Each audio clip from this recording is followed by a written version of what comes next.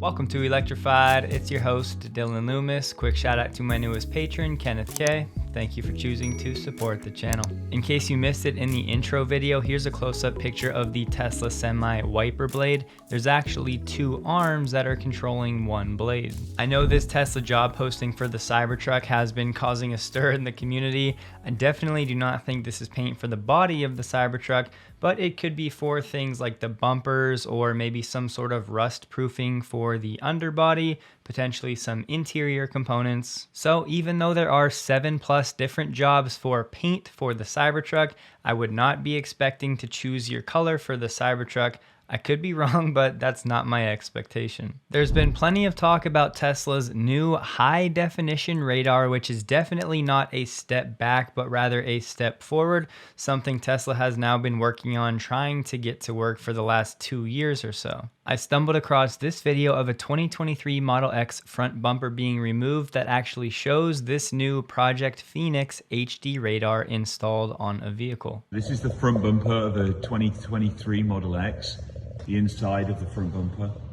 No real change on the inside of the front bumper, apart from the lack of sensors. This is the car side of the inside of the front bumper with a new module right here.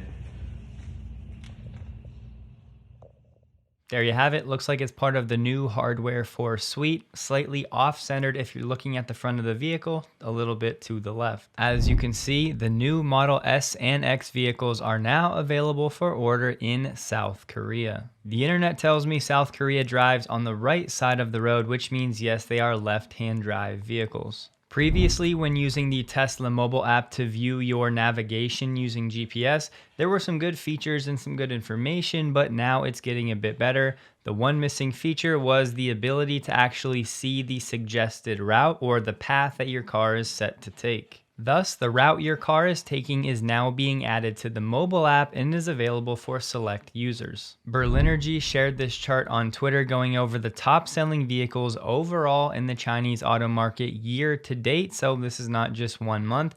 This does include both BEVs and fuel cars. The number one best-selling car was the Model Y, significantly ahead of the second place vehicle. The Model Y is undoubtedly going to cannibalize some of the Model 3 sales, but despite that, the Model 3 still cracks the top 10 so far this year. Converting these Chinese prices over to United States dollars, you can see that yes, the Model Y is more affordable in China than the United States, but I still would not classify these prices as overall affordable. Given that, I was honestly having some trouble believing these numbers, and then I thought, well, maybe this is a premium vehicle list, but it's not, because the BYD Dolphin is a very affordable vehicle. We're talking between $10,000 and $20,000. I do need to say, however, I was not able to find the actual source for this image and the data, but the numbers that I looked into did actually check out. So, as you can see down here, Chris Zhang said, an investor told me that Elon will visit China next weekend. Then Tesla Economics said, if true, something is going to be happening in Tesla China soon. So what could that something be? A quick aside, I don't know about you guys, but personally, I am more than ready for the next iteration of this from Elon. So if this meeting is real, big if, what could it be? Well, what do we have here? A job posting for the engineering program manager for energy storage in Shanghai just posted. And a dead giveaway in the job description, looking for someone to manage new design engineering projects for the Megapack program.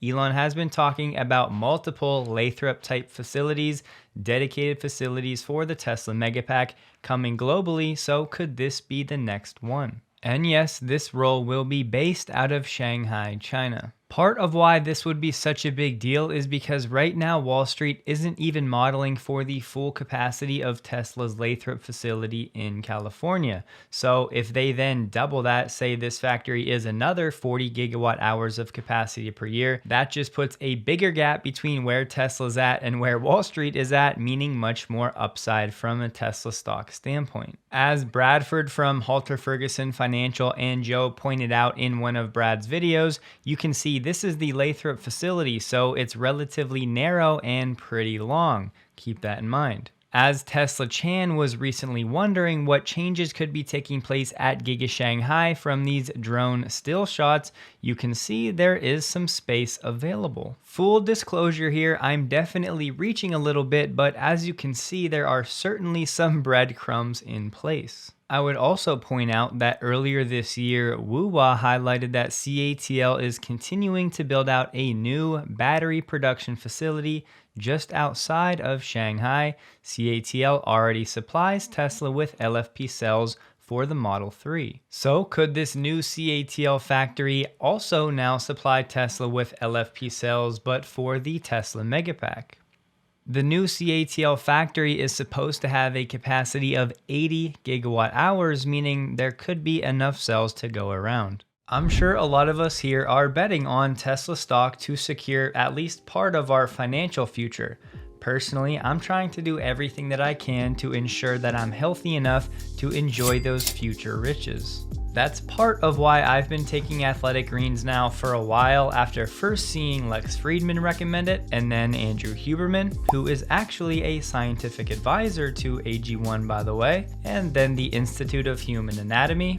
Need I go on? Let's not complicate it, just look at some of the ingredients. Biotin, great for hair, skin, and nails. Niacin, which is a precursor to NAD, which is in all of our cells, and as we age, we lose it, and without it, we would not even exist. Alpha lipoic acid, it helps cells convert glucose into energy and helps to support cardiovascular health. I could go on because every serving has 75 vitamins, minerals, and probiotics.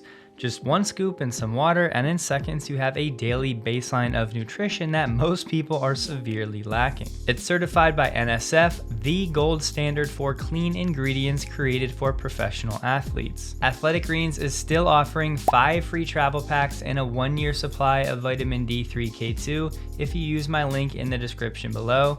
Thanks to all of you choosing to support the channel in this way. Here we have some data from Berlinergy, this time though with a source, JTO, we're familiar with this one. So it is just 1 month of data for February, but it's 28 different countries compiled across the EU.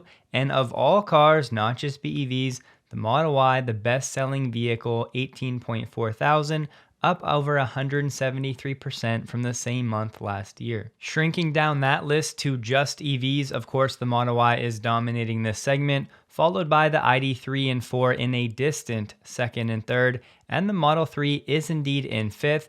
Now, yes, there are still delivery waves, and this is just 1 month, so always be careful.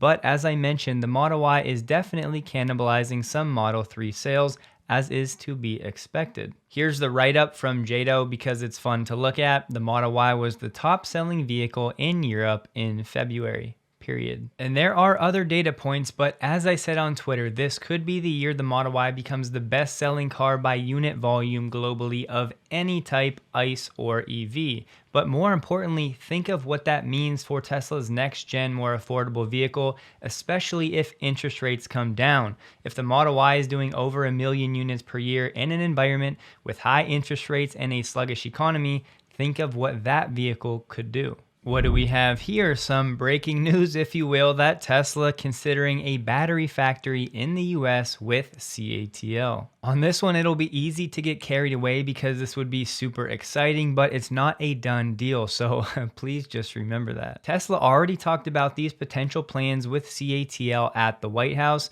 Apparently, they were looking for clarity on how this would work for Inflation Reduction Act credits. In this arrangement, Tesla would wholly own the actual factory and they would license the technology from CATL. It's also being said these LFP batteries are key to this plan. Tesla is considering setting up this factory in Texas, but that has not been finalized. It's funny because in this case, Tesla is actually looking to mimic what Ford did. In Michigan, Ford literally just did a deal with CATL where Ford will wholly own that factory and license from CATL. However, the major question remains, how will these IRA credits work? Hopefully we get answers soon. So again, not a done deal, but I can't even lie, this one is incredibly exciting. Speaking of the new IRA tax credit rules, they're saying tomorrow is going to be the day where we get the official guidance for how this is all going to work. Honestly though, even after we get the guidance, chances are we won't know which vehicles will actually qualify and which will not, because the automakers are still going to have to report to the Treasury to actually figure it out. Just to bring the United States audience back down to earth, so GigaBier limited edition is now available on the Tesla shop, but I'm bringing you down to earth because it's not available in the United States, at least not right now. Limited edition Pilsner style brewed in Berlin with cyber hops and notes of citrus, bergamot, and sweet fruit. Each bottle also has a glow-in-the-dark Giga watermark. I'm not even a big beer drinker, but I would be scooping these up immediately. As GF for Tesla pointed out, the new bike path is officially set to open at Giga Berlin on April 4th.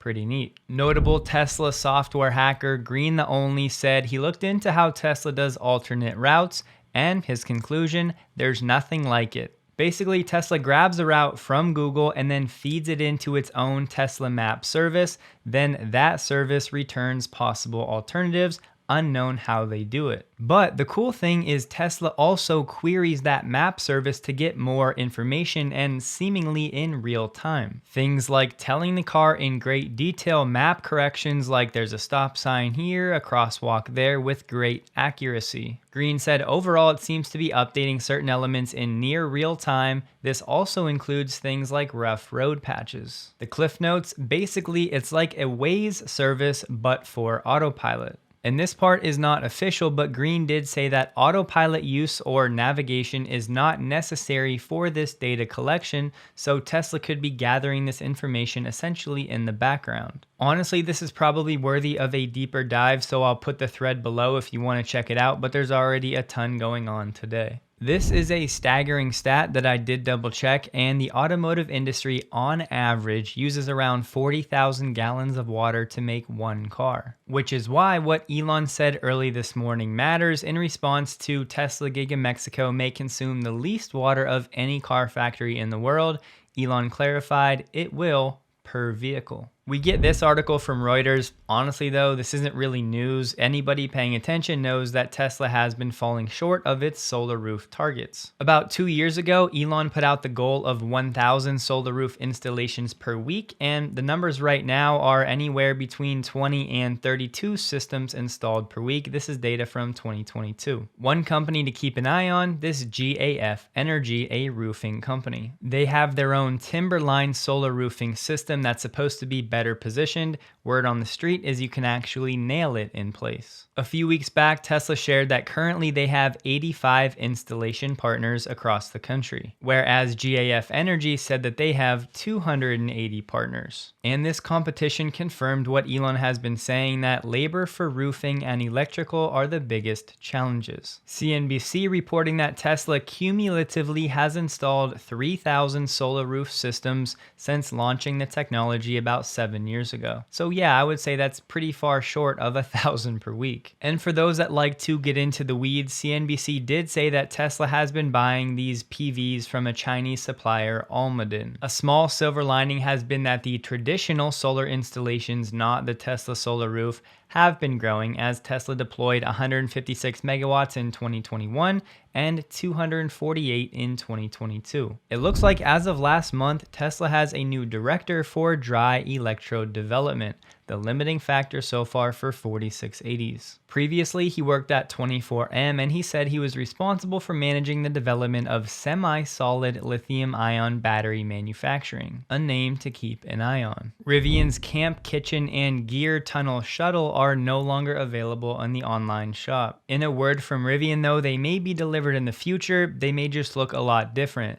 They said, "We're exploring updated designs and will offer adventure-ready cooking solutions for our vehicles in the future." BBC saying that the UK's car sector could disappear unless the government follows the US and offers some incentives to help the switch to electric. But the Chancellor has said the UK will not go toe-to-toe with the US and the EU. So, word on the street, without incentives, these UK car makers will leave and go somewhere else. Soon after the Polestar 3 begins production in South Carolina, a cheaper, less luxurious rear-wheel drive version will follow that should qualify for the tax credits. Ford definitely not playing games switching to EVs. They just announced a new huge deal with Vale and Huayu as new partners in a $4.5 billion nickel processing plant in Indonesia. Commercial operation is expected to begin in 2026.